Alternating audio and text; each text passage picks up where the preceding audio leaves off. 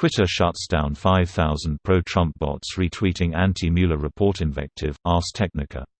Here's a summary of the article.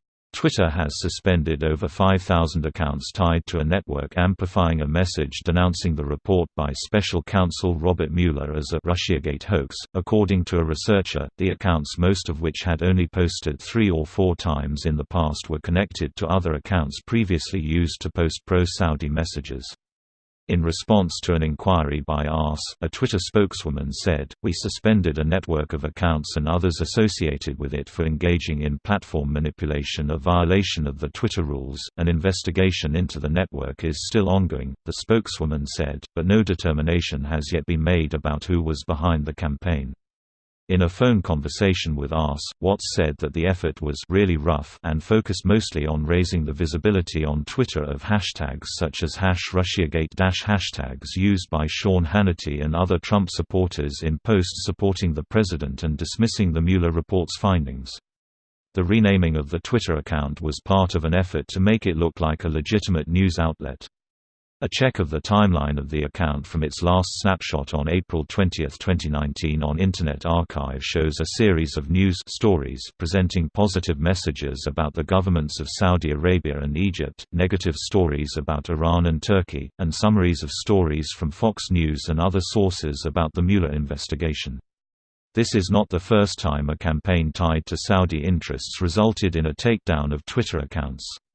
Last October, a group of accounts propagated messages praising Saudi leadership and used a hashtag that translates from Arabic as "We all trust Mohammed bin Salman." The accounts also denounced reports tying Saudi Crown Prince Mohammed bin Salman to the killing of Washington Post journalist Jamal Khashoggi as false statements by those waging a war against the kingdom, and according to a New York Times report last October, the Saudis had a spy working inside Twitter to help track dissent on the platform and had an army of over 100 people working as a troll farm to go after dissidents like Khashoggi online.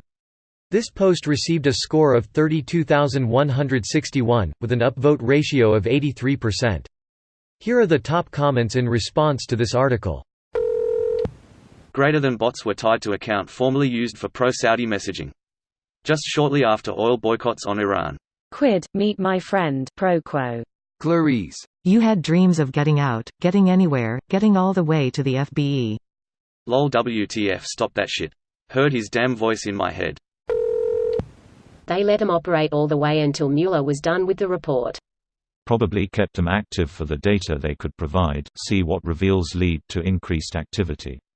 Or they were asked to so that people could try to track who or what they were connected to. Malinformation campaigns are easy to spot, but it's in Twitter's monetary interest to let them continue for as long as possible. Anytime bots on social media comes up, I think of MMORPGs. It's the same shit. Companies will do the bare minimum. They'll announce changes and or bans every so often in an attempt to bolster public trust, but they'll never truly fix the issue because it hurts profits. Social media companies thrive on subscriber and activity count. A client with 20,000 active users sounds like a big deal and has SOMW reach. Yet the truth is 5,000 of them are bots, and the other 15,000 may be paid for accounts. For $90 you can have your post retweeted 5,000 times. Far less than that. There is a thriving community of businesses, freelancers, and developers that offer social media manipulation tools and services. The same applies to Amazon and eBay product reviews, rankings. The online retail manipulation business is a really lucrative area because companies will pay to bring their product to the top of Amazon rankings or to bomb, smear the competitors' products off the rankings. There are also more subtle services like manipulating the Amazon user voting on helpful and unhelpful comment voting, so your company can suppress negative comments and make them appear to be outliers to shoppers. If only they would shut down all the bots here. Just show the downvotes as well as the upvotes. I'm pretty sure a lot of manipulation would immediately be noticeable.